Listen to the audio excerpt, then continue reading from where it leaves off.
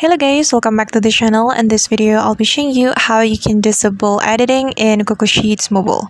Alright guys, here I have opened my Google Sheets application on my phone, and the first thing we have to do is selecting the file that we want to disable the editing.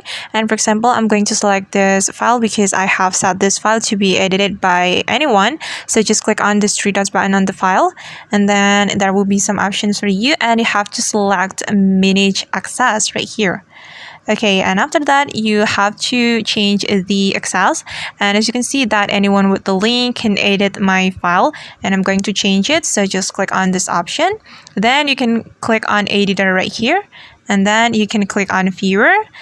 And if you choose viewer, it means that anyone with the link can only view this file. But if you don't want people open your file, you can click on anyone with the link here, and you can click restricted, so only people edit can open this Google Sheets file. Alright guys, and that's how we can disable editing in Google Sheets Mobile. I hope this tutorial will be helpful for you. Thank you so much for watching, and see you on the next video.